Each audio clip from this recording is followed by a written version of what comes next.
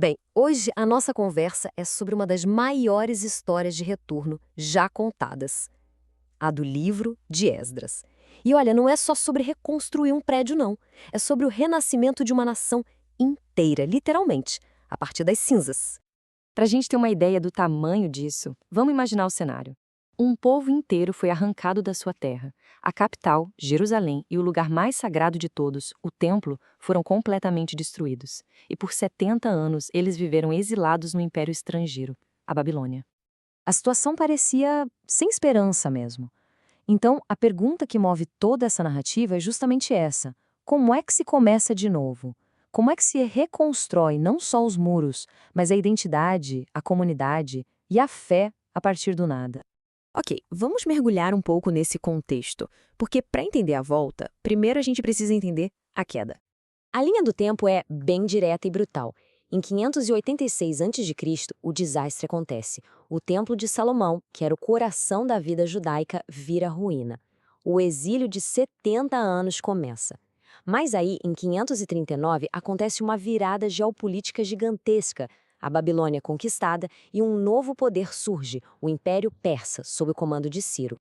E é exatamente aqui que a história dá uma virada, assim, completamente inesperada. A libertação não vem de uma rebelião, mas de um decreto, do novo dono do mundo, digamos assim.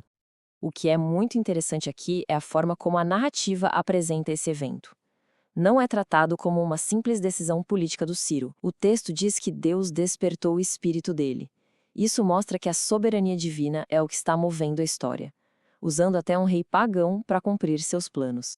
E esse evento é um exemplo da precisão incrível das profecias. Jeremias tinha previsto 70 anos de duração e o decreto de Ciro bate certinho com isso. E o mais impressionante, Isaías citou Ciro pelo nome como reconstrutor do templo uns 150 anos antes dele nascer. É um cumprimento profético de cair o queixo, né? O decreto de Ciro não foi só um ok, podem ir. Era um plano de ação completo. Primeiro, autorização legal para voltar. Segundo, o suporte financeiro e logístico, mandando os vizinhos ajudarem com ouro, prata, todo tipo de recurso. E terceiro, a restauração espiritual, a devolução dos itens sagrados do templo. E aí vem um número-chave, 5.400. E não se tratava só de objetos de valor, eram os cálices, as bacias, os instrumentos usados na adoração. Devolver esses itens significava restaurar a dignidade e a santidade do culto, mesmo antes da primeira pedra do novo templo ser colocada. Era um passo gigantesco. Vamos avançar então para ver como essa reconstrução toda acontece na prática.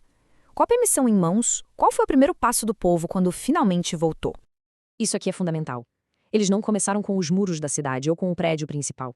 A primeiríssima coisa que eles fizeram foi reconstruir o altar.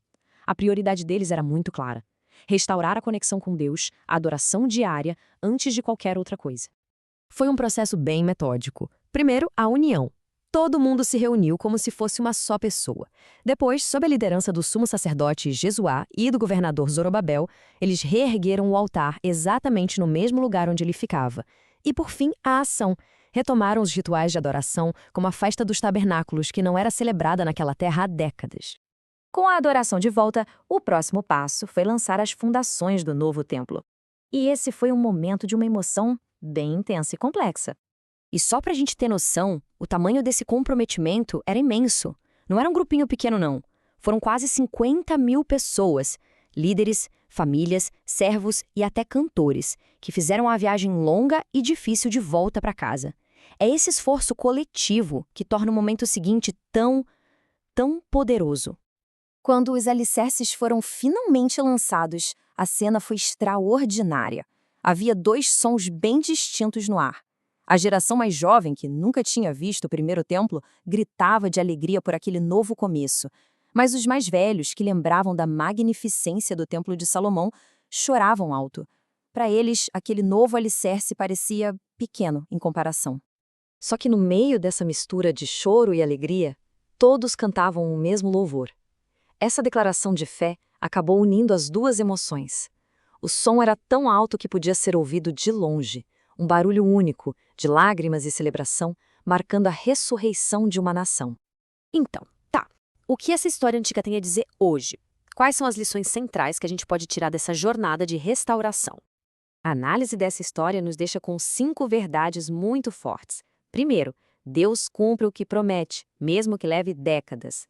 Segundo, Ele é soberano sobre a história, usando até os maiores impérios para seus propósitos. Terceiro, a verdadeira reconstrução começa pela adoração. Quarto, a palavra de Deus tem o poder de restaurar. E por último, a importância da santidade. E tudo isso nos leva a uma pergunta final. O livro de Esdras mostra que os alicerces físicos, apesar de importantes, vieram depois do alicerce espiritual, que era o altar. Então, o que realmente sustenta uma família, uma organização, uma nação? São as estruturas que a gente constrói ou é a fé e os valores que são compartilhados? É algo para se pensar.